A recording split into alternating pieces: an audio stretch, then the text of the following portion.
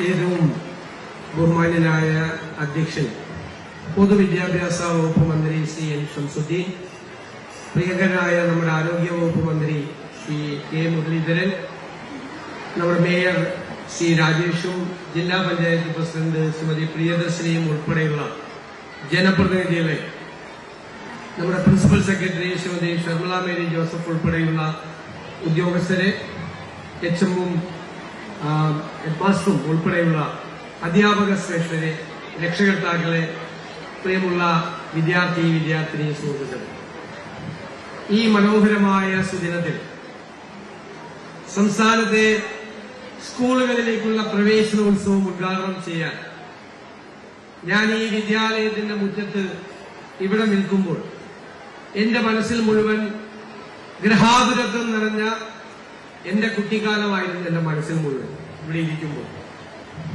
എന്തൊരു സന്തോഷകരമായ ദിവസമാണിത്. പക്ഷെ എനിക്കൊരു സങ്കടമുണ്ട് ഇന്നത്തെ ദിവസം. കാരണം മഴ പെയ്യുന്നില്ല എന്നുള്ളതാണ് സങ്കടം. ഞങ്ങളൊക്കെ പഠിക്കുമ്പോൾ സ്കൂൾ തുറക്കുന്ന ദിവസം ഉറപ്പായി മഴ പെയ്യുമായിരുന്നു. നിങ്ങൾ ഭൂരിഭാഗം പേര് സ്കൂൾ ബസ്സിലൊക്കെയാണ് വരുന്നത്. ഞങ്ങളെല്ലാവരും വന്ന് നടന്നാണ് സ്കൂളിലേക്ക് പോയിരുന്നത്. വെള്ളം തട്ടിത്തെറിപ്പിച്ച്, കുറെ മഴ കൊണ്ട്, കുടയുണ്ടെങ്കിൽ കുട മാറ്റിപ്പിടിച്ച് അങ്ങോട്ടും ഇങ്ങോട്ടും കളിച്ചു വളർന്നൊരു വരവുണ്ട്. മഴയില്ലാത്തതിന്റെ ഒരു വിഷമം എനിക്ക് തോന്നുന്നു.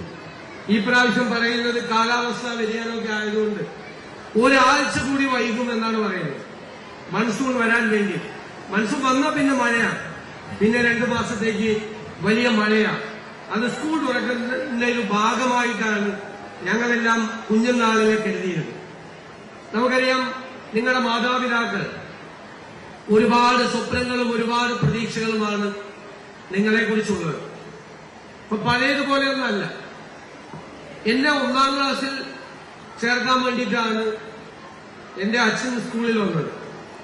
പിന്നെ സ്കൂളിൽ വന്നത് പ്രീ ഡിഗ്രിക്ക് ചേർക്കാൻ വേണ്ടിയിട്ടാണ്. കോളേജ് അത് പ്രീ ഡിഗ്രിയാണ്.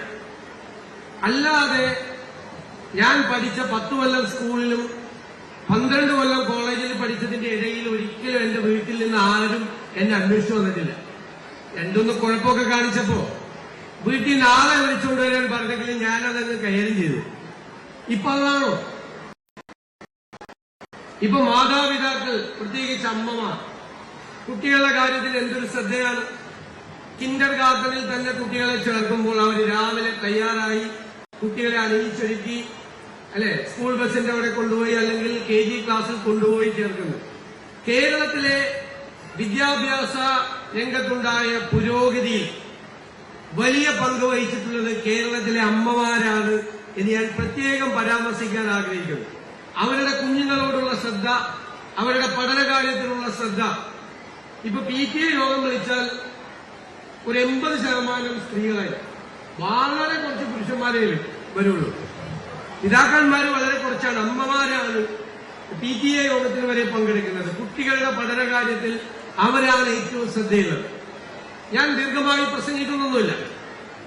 എനിക്ക് പറയാനുള്ളത്, അധ്യാപകരും കുഞ്ഞുങ്ങളുടെ മാതാപിതാക്കളും തമ്മിൽ നല്ലൊരു ഫ്രണ്ട്ഷിപ്പ് ഉണ്ടാകണം, നല്ല സൗഹൃദം ഉണ്ടാകണം.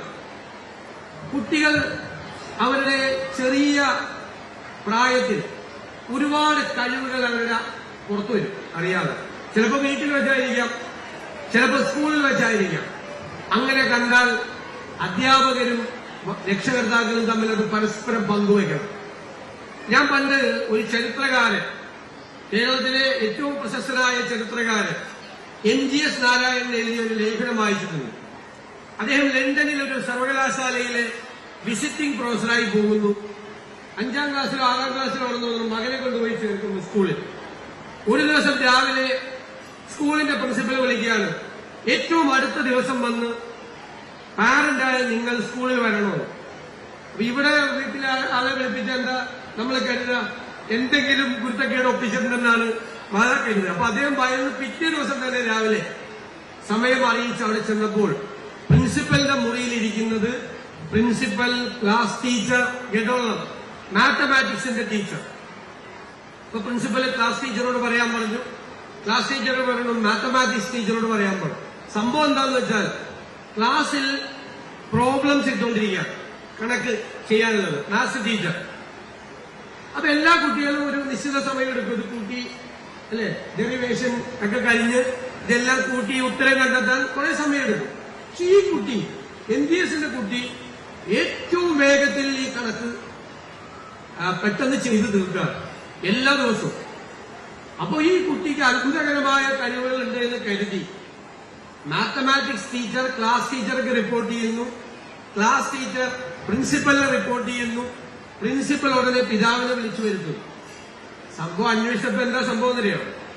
അവൻ ഇവിടെ പഠിച്ചിട്ടാണ് പോയത്, ഇവിടെ നമ്മുടെ ടേബിൾ പഠിച്ചിട്ടാണ് പോയത്, പെരുക്കപ്പെട്ടിയ അറിയാല്ല, മാത്സിൽ നേരത്തെ പഠിപ്പിക്കും ഇവിടെ. പക്ഷെ അവിടെ പഠിപ്പിക്കുന്നത് ഹൈസ്കൂൾ ക്ലാസ്സിലെത്തുമ്പോഴാണ് ടേബിൾ പഠിപ്പിക്കുന്നത്.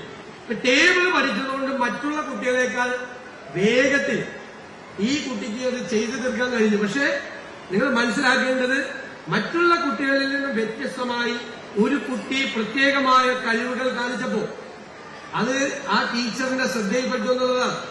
എന്നിട്ട് അവര് പറയുന്നത് വലിയ ഒരു മാത്തമാറ്റീഷ്യനായി ഈ കുട്ടി മാറും, അതിനുള്ള എല്ലാ കഴിവുകളുണ്ട്. അതുകൊണ്ട് മാതാപിതാക്കൾ കൂടി പ്രോത്സാഹിപ്പിക്കണം, കുട്ടിയെ പ്രത്യേകം ശ്രദ്ധിക്കണം. മാത്സിന് കുട്ടിക്ക് താല്പര്യമുണ്ടെന്നാണ്. നമ്മുടെ കുട്ടികൾക്ക് അതുപോലെ പല വിഷയത്തിലും പല താല്പര്യങ്ങളുണ്ടാവും പൊതുവെ ചെറുപ്പത്തിൽ. അത് മാതാപിതാക്കളും രക്ഷിതാക്കളും അത് കണ്ടുപിടിച്ച് അത് പരസ്പരം പങ്കുവച്ചാണ് ഷെയർ ചെയ്യേണ്ടത്. എനിക്ക് കുഞ്ഞുങ്ങളോട് പറയാനുള്ളത്, നിങ്ങളൊരു പുതിയ കാലത്താണ് ജീവിക്കുന്നത്, ഞങ്ങൾ ആരും ജീവിച്ച കാലത്തല്ല. എന്താണ് ഈ കാലത്തിന്റെ പ്രത്യേകത? ഇത് നോളജ് എക്സ്പ്ലോഷൻ നടക്കുന്ന കാലമാണ്. വിജ്ഞാന വിസ്ഫോടനം എന്ന് പറഞ്ഞാൽ വല്ലതും പൊട്ടിത്തെറിക്കുന്നതാണോ? അല്ല. അത് പണ്ടും അറിവുകൾ ഉണ്ടായിക്കൊണ്ടിരുന്നു ലോകത്ത്. പക്ഷേ ഇപ്പോൾ അറിവുകൾ ഉണ്ടാകുന്നതിന്റെ വേഗത കൂടി. എഞ്ചിനീയറിംഗ് കോളേജിൽ പഠിക്കുന്ന ഒരു കുട്ടി പഠിച്ചു പുറത്തിറങ്ങുമ്പോൾ പഠിച്ച കാര്യം കാലഹരണപ്പെട്ടു പോകാൻ ഔട്ട്ഡേറ്റഡ് ആണ്, പുതിയ കാര്യങ്ങൾ വരികയാണ്. എല്ലാ രംഗത്തും പുതിയ കണ്ടുപിടുത്തങ്ങൾ, പുതിയ അറിവ്. നമ്മൾ ഇവിടെ ഇരിക്കുമ്പോൾ ലോകത്തിലെ വിവിധ ഗവേഷണശാലകളിൽ, സർവകലാശാലകളിൽ കണ്ടുപിടുത്തങ്ങൾ, പുതിയ അറിവുകൾ ഉണ്ടാകുകയാണ്. ഓരോ മിനിറ്റിലും പുതിയ അറിവുകൾ ഉണ്ടാകുകയാണ്. ആ അറിവുകൾ തേടി പിടിക്കുക എന്നതാണ് നമ്മുടെ ഏറ്റവും വലിയ വെല്ലുവിളി. ഞങ്ങളൊക്കെ പഠിക്കുമ്പോഴാണ് കമ്പ്യൂട്ടർ വന്നത്, കുറച്ചുകൂടി കഴിഞ്ഞിട്ടാണ്. കോളേജിലൊക്കെ പഠിക്കുമ്പോഴാണ് കമ്പ്യൂട്ടർ വന്നത്. വലിയ മാറ്റമാണ് ലോകത്തുണ്ടാക്കിയത്. ഇപ്പോഴെന്താ പുതിയ കണ്ടുപിടുത്തം?